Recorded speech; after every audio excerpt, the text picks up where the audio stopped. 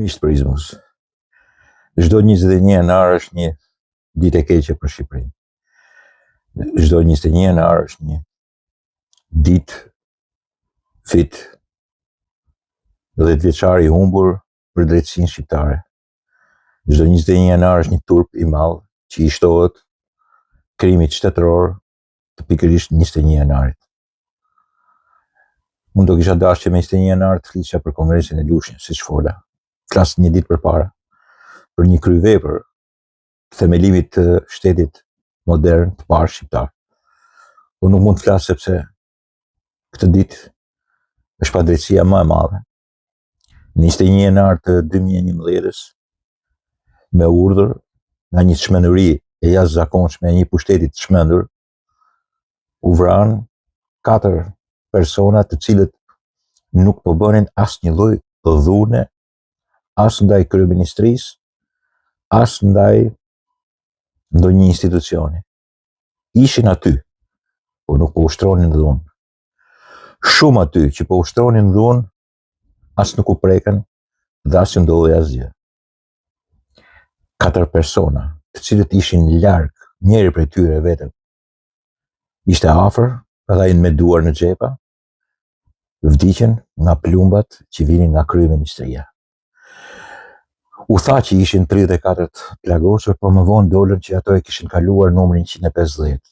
Një pjesë e madhe nuk shkuan as në kirurgji, u mjekuan në shtëpi.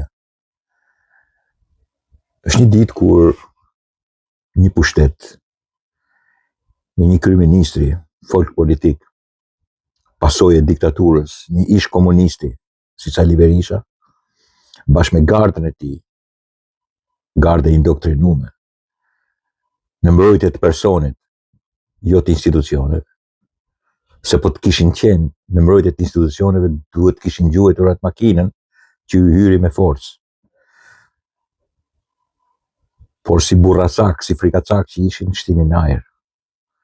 Pastaj i uleshin më poshtë, dhe pastaj do të ndodhte ajo që sigurisht ndodhi dhe që është një nga padrejtësitë më të mëdha.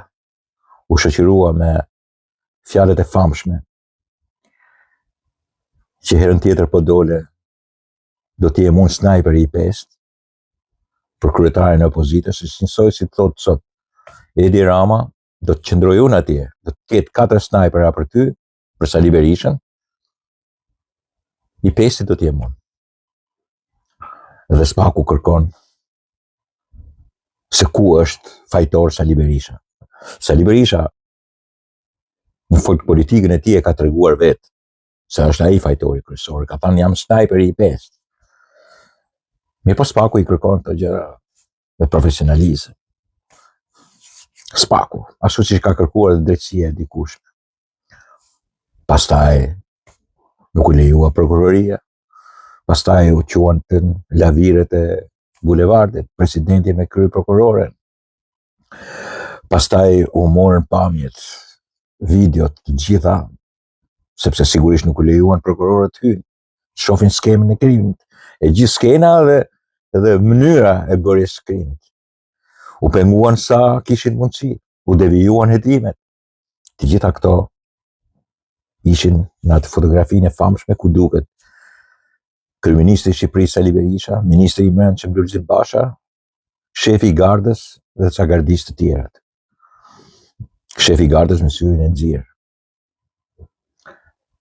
Pastaj analizat e plumbave, pastaj fjalët, pastaj vit për vit për kujtimin, vdekja e Alex Nikës në Turqi, pastaj prindërit që kërkojnë, ose familjarët që kërkojnë të drejtën e tyre, dhe në fund xhaxhai Alex Nikës që thotë, prokurori tha që do ta kopësisim edhe një herë dosjen, dokumentacionin. Mi po çfarë mbetet në fund? Mbetet në fund që dosja e madhe e 21 janarit është një nga krimet më të mëdha, monstruozitetet më të mëdha e kryer kur kryeministër dhe kryepushtetar ishte Sali Berisha. Ati ka ndodhur edhe shumë gjëra tjera, ka ndodhur edhe 15 marsi, Berdeci. Por ky ishte krimi shtetëror më i madh, më i pa skrupullt dhe më, si të themi tash, më i dukshëm në sytë e publikut edhe të botës. Sali Berishën e kanë bërë non grata për korrupsion të madh në Shtetet e Bashkuara të Amerikës edhe element tjerë. Po në të vërtetë Sali Berisha duhet shkojnë në burg për 21 janarin. Sali Berisha nuk duhet të rri peng i drejtësisë për 21 dhjetorin ose klubin Partizani. Dhe është një aferë që e kanë gjithë në Shqipëri mrapa. Sali Berisha duhet shkojë për 21 janarin e 2011. Sepse në atë ditë ai ka vrarë edhe protestën, edhe protestuesit, dhe në përgjithësi demokracinë në Shqipëri. Duke vrarë protestën, ai ka vrarë demokracinë. Ai ka bërë 1000 protesta, ka hedhur zjarr, i ka marrë me sulm, i ka marrë me 14 shtator me sulm, si kryeministrinë, si kuvendin, ashtu dhe radio televizionin. Me militantët e tij dhe me gjithë farë kriminalësh, të cilët i ka pasur, i ka gjithmonë me vete, por sot i kanë pak dhëmë të ram. Problemi është se 21 janari është pika më e lartë e krimit shtetëror i bërë pikërisht në 2011 me urdhër dhe me kualitetin filozofik, politik, kriminal të Sali Berishës. Dhe këtë nuk e luan as topi, këtë e din të gjithë tash. Ky krim shtetëror Sali Berishës nuk do t'i ndahet kurrë, as në varr. Kur të bëj Zoti i ymër, dhe ai mos tjetë më, prap 21 janari do ta ndjeki pas. Kur të bëj Zoti i ymër, dhe ai mos tjetë më, prap 21 janari do t'jetë faqja e zezë e një njeriu të tillë. Kur të bëj Zoti i ymër dhe ai mos tjetë më, se një ditë nuk do t'jetë më, 21 janari do të metet gjolla e zezë e tij, e partisë tij dhe e drejtësisë shqiptare. Por kjo njollë e zezë sigurisht është edhe me përhapje të jashtëzakonshme kudo në çdo lloj subjekti politik shqiptar, përfshi dhe Partinë Socialiste. Sepse sigurisht ata që gjuanin atëre policë me shkopi, me hujë, me çka kishin dorë, ishin një organizim kryesisht veriorësh Partisë Socialiste nga një person këtu. Trim.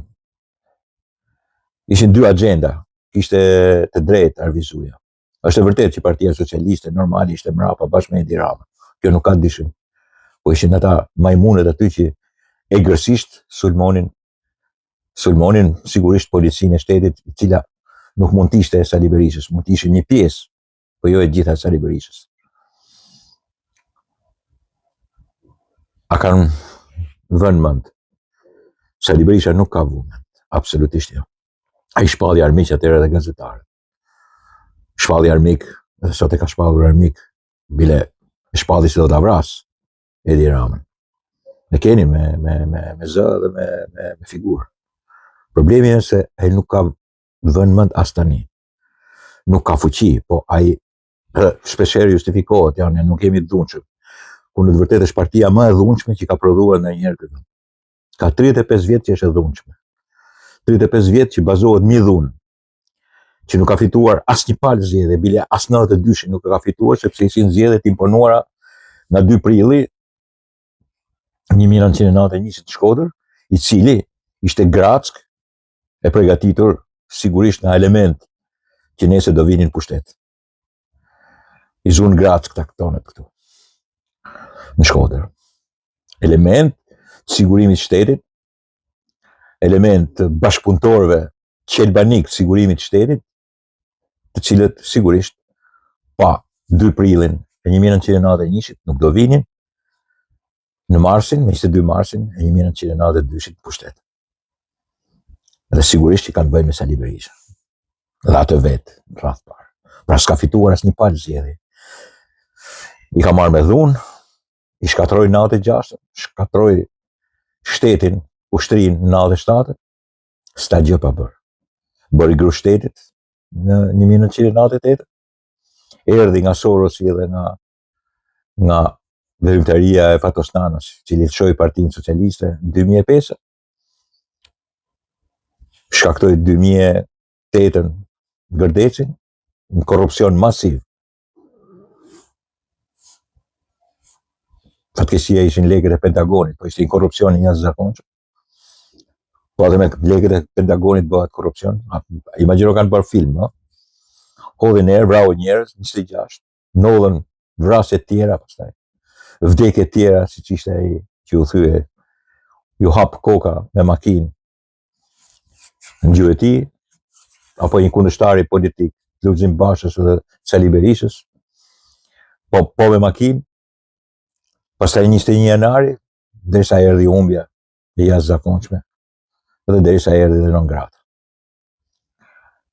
Dhe këtij njeriu,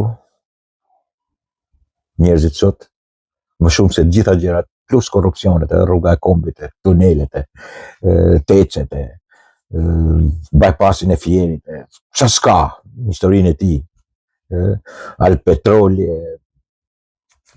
ku diun se ç'ishin firmat e mëdha të tij, atij që furnizote atë fondacionin e Liri Berishës me para. Absolutisht. Nuk jën dot t'ju them edhe emrat. E shumë element tjerë, grabitje nafte, grabitje minjerësh. Çfarë s'ka ndodhur? Dhe sigurisht kërkon të vijë edhe një herë pushtet. Gjë që është e pamundur, sigurisht, por që patjetër tash ka një parti personale që mbron familjen. 21 janari do të mbetet turpi i madh i Partisë Demokratike, i Sali Berishës dhe i gjithë Shqipërisë. 21 janari është turpi i madh i drejtësisë shqiptare. Drejtësia shqiptare me 21 janarin është drejtësi maskaresh. Prokuror maskaresh, gjykatës maskaresh, frikacakësh, qelbanikës të drejtësisë. Edhe sot e kësaj dite, po ky tarikat ose pasuesët e këtij tarikati janë po kështu. 21 janari 2011 është turpi i gjithë Shqipërisë. Dhe me sa shoh, ashtu ka për të mbetur. Përfshi edhe gjithë pjesëmarrësit aty. Më vjen keq, them, po nuk diskutoj këtu Fatmir Mediun, i cili është barzë me Sali Berishën dhe me Shkelzen Berishën dhe të tjerët aty, të pa turp, dhe patjetër njeri ka Gërdecin e tjetri ka të dyja bashkë. Problemi i 21 janarit mbetet turpi të gjithë partive. Mbetet klasës politike, të gjithës. S'kan nxjerrë konkluzion akoma. Nuk dinë as çfarë kanë bërë, po kështu është kur i lejon një popull që të sillet në mënyrë të tillë. Është pasojë kjo, absolutisht pasojë psikologjike, politike, filozofike, edhe fizike, kanë vdekur njerëz. Dakor, miqtë mi. Vizita tjetër e Ivanka Trump, vajzës presidentit amerikan në Vlorë, një kohë keqe, sigurisht, ishte signifikative. Ka ardhur Jared Kushner, i shoqi, edhe normalisht ata interesohen, si për Sazanin, ashtu edhe për Zvërnecin.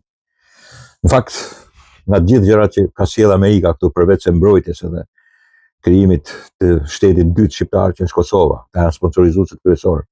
Gjëja më e madhe që po bëjnë, investimi më i madh po bëhet tani. Ne nuk kemi një investim të madh amerikan që ta njohim e të themi që kjo është amerikane në Shqipëri.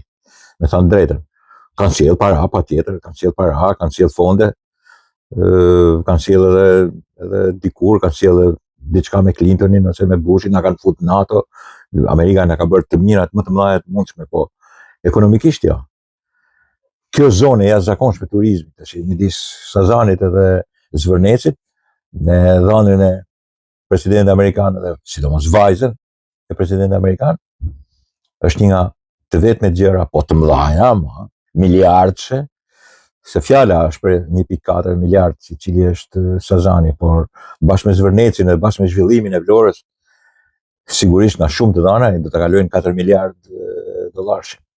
Dhe këtu kemi të bëjmë me investimin e vërtet të madh, ashtu siç janë amerikanët.